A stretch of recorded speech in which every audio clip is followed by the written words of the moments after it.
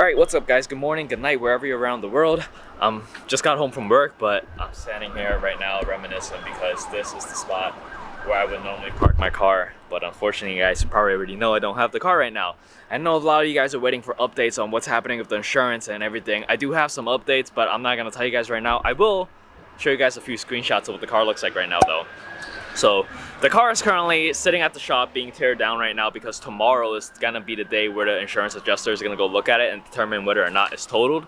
Now, I'm pretty sure the car is totaled, but the plan right now is to buy the car back and fix it. But honestly, I'm gonna be real with you guys, there is a chance that that might not be the best financial decision for me depending on how much the car needs, because I do have a lot of student loans and I recently graduated college, so you know interest is gonna start building up on that pretty soon.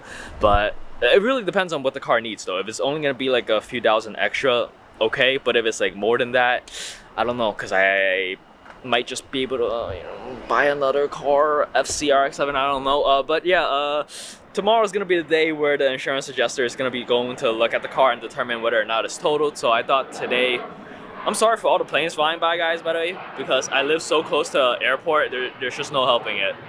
But since tomorrow is gonna be the day I find out whether or not the car is totaled or not, or I think it is anyways. An insurance adjuster is looking at it, so I think I'm gonna find out tomorrow, but maybe not.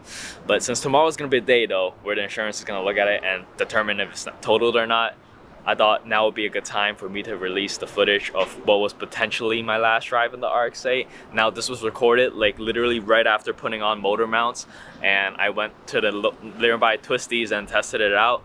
So this was what, 20 minutes before the accident. Little did I know that was gonna happen. So this could potentially be my last drive in the car, and I thought this would be a good time to upload this because I'm gonna find out pretty soon whether or not it is. And yeah. Alright guys, so we're not at the toll gate, but we're at some local twisty roads right now in Long Island. Just gonna test out these new motor mounts. I will say though, just from driving here, everything just feels so much stiffer, and it's kind of shocking to me how much of a difference that performance motor mounts make, right? Because I feel like shifting in general also has gotten a lot just more direct. Everything just feels more stable. I don't know if what I'm saying makes sense, but I feel a lot more of the road. NVH has gone up, so like the road noise and everything that you hear in the cabin and that you feel in the cabin, it's up. But you get so much more feedback from your steering wheel and just like braking and gas. There's just so much more feedback. Oh, I got my water bottle over there just flying off. But there's just so much more feedback, and it honestly just feels really good. Now, one thing that like I thought of was, is this worth it if you're, because the only reason why I put performance mount on this car wasn't really because I was after the performance. It was more because my regular mounts, my water bottle is going crazy, but it was more so because my OEM mounts were just gone, right? So I was thinking, if I was gonna upgrade mounts anyways, if I was gonna switch out my mounts anyways, I might as well get some upgraded ones. And that's how I ended up on the BHR ones. I honestly probably could have gone for some OEM mounts, right? And it would have felt a lot closer to stock, but they were so close in price. It was almost 400. It was like 300 and like, I forgot what it was. It was like 360 for the OEM pair or 400 for these BHR ones. And at that price, I was like, I might as well go for the upgraded ones. And yeah, I just feel, whoa, I feel so much more of the road, and that could be a good and bad thing. Like bumps, you feel a lot more of it, but you just feel so much more connected to the road as well.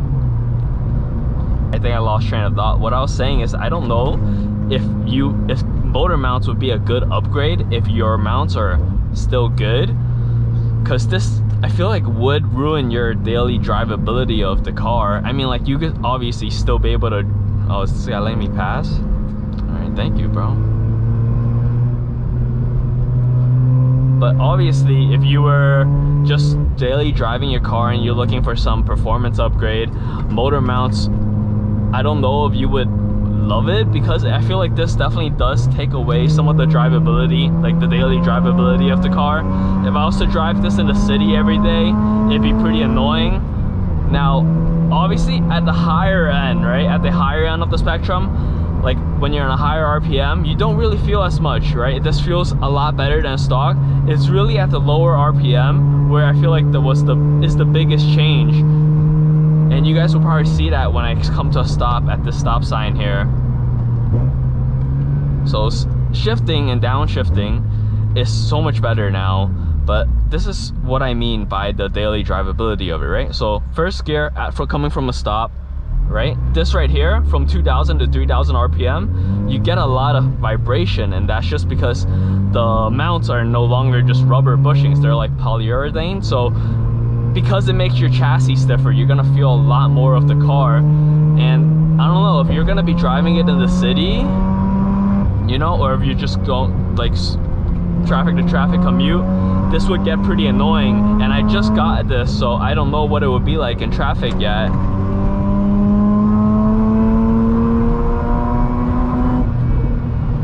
But when you're on the gas,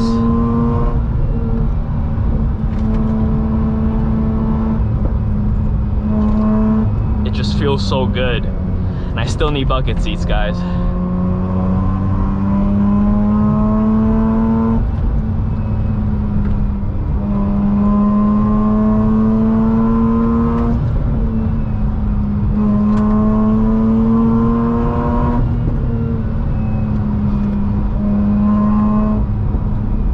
Is backfiring like crazy right now.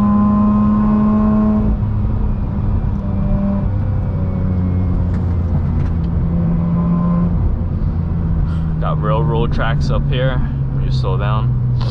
Let's see how the bumps feel. Okay, that wasn't that bad, but I did slow down a lot.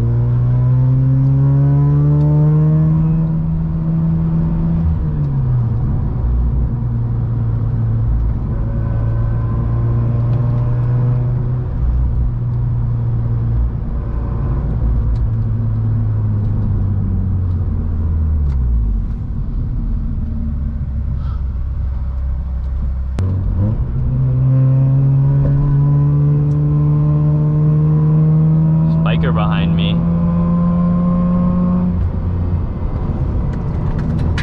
There's a lot of sand on the road as well. A buddy of mine did warn me, because it's been raining a lot recently, right? These past few days, there's a lot of sand that's just been dragged out from the gravel right here. So gotta watch out for that as well. Don't want to lose traction mid-corner.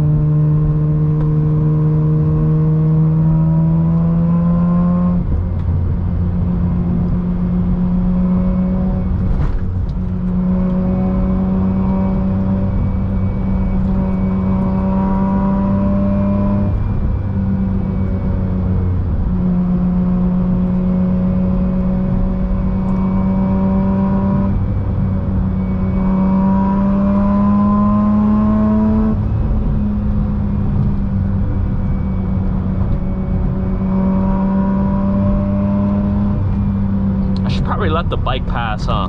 It's probably a lot faster than me.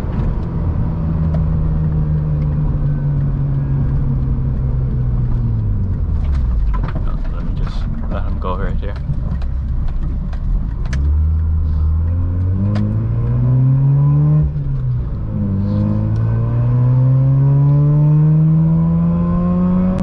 Yeah, he's gonna be a lot faster than me, so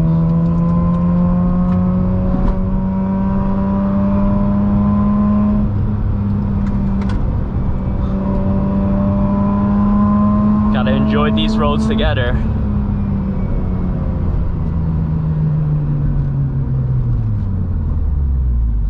Alright. Yeah, you could hear it scream. But yeah, it's really just when you're up in the RPMs, right? When you're pushing the car, it doesn't really matter. The motor mounts does such a good job at keeping you planted on the ground and just letting you feel everything is such a good upgrade. It's really just the daily drivability that gets me a little worried, because obviously this is my daily, but at the same time I live in New York City. I don't need a car. I just, like, you know, if I wanted to just take the train to work every day, I could. So it doesn't bother me that much.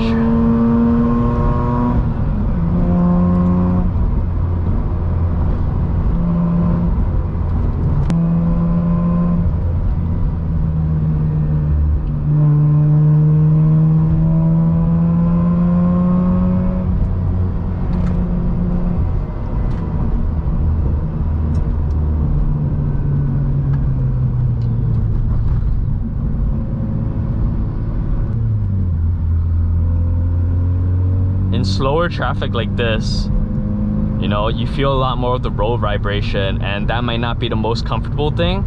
So I think that's probably the only downside of upgrading to performance motor mounts as opposed to just like getting OEM ones. But I don't really regret it, at least not right now, because it's still my first day, right? But I can't wait to really just drive this a lot more, see what it feels like, and see what my friends think from the passenger. Because when I was getting driven around in this car, just test driving it, right, I honestly didn't feel much. So maybe it's only really for the driver's seat where you're just more connected to everything. But yeah, so far so good though.